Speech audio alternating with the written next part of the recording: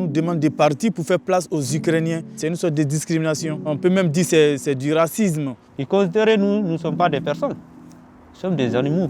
Si on quitte l'hôtel et on va aller où? C'est les questions qu'on pose et il n'y a pas de réponse. C'est dramatique de faire sortir des gens qui vivaient déjà auparavant à la rue pour en accueillir d'autres, alors qu'on peut trouver de la place pour tout le monde.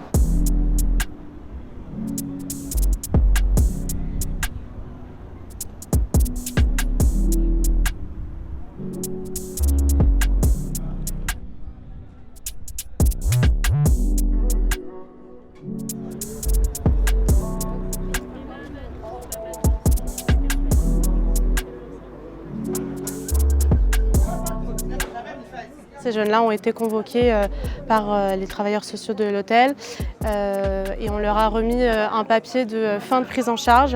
Donc, ce qui veut dire que ces jeunes-là, aujourd'hui à 17 h, doivent normalement être remis à la rue sans proposition de logement par la suite. Donc, c'est ce qu'on appelle une sortie sèche. Les jeunes nous ont dit qu'ils avaient entendu qu'ils devaient faire de la place dans l'hôtel pour pouvoir accueillir les réfugiés ukrainiens. Nous ne sommes pas contre les Ukrainiens. D'abord, nous partageons leur douleur, leur peine, voilà. Mais jusqu'à ce qu'ils nous mettent dehors pour faire place aux Ukrainiens, c'est une discrimination. On peut même dire que c'est du racisme. Après, nous tous qui sommes là, nous sommes des blancs, noirs. Pourquoi toi, tu sors les autres, tu entres les autres? C'est pas normal.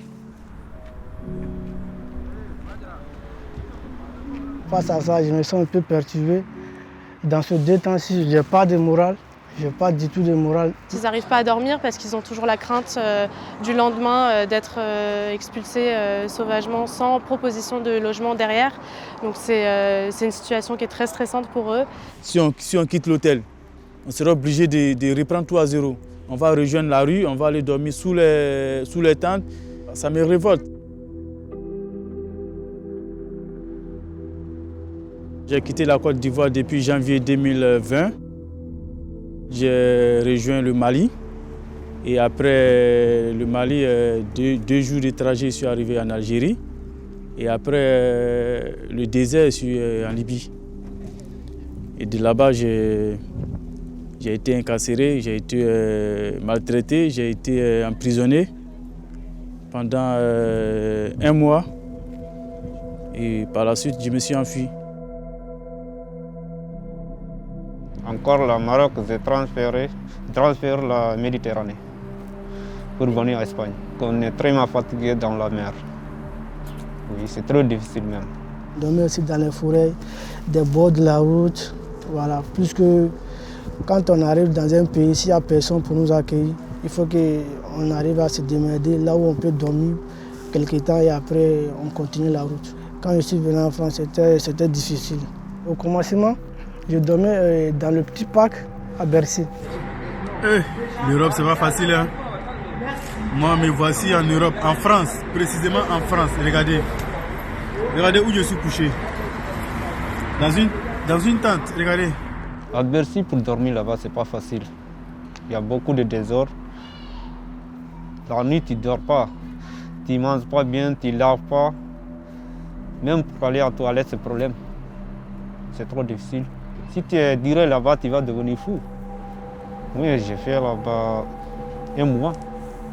Un jour, c'est la mairie qui nous venait prendre. Ils ont envoyé beaucoup de bus là-bas, presque il y a beaucoup de monde. Ils ont séparé nous, les majors côté, les mineurs côté. Ils ont envoyé nous ici.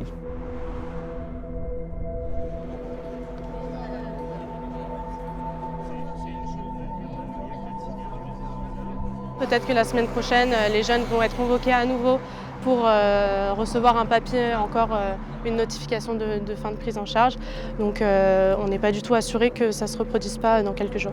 Depuis que la crise en Ukraine est là, on se rend compte qu'il y a beaucoup de places qui sont débloquées pour les Ukrainiens, des places qui avant apparemment n'existaient pas pour les autres personnes migrantes. On craint sérieusement qu'on ait plusieurs hébergements là qui opèrent de cette façon et qui remettent les jeunes à la rue.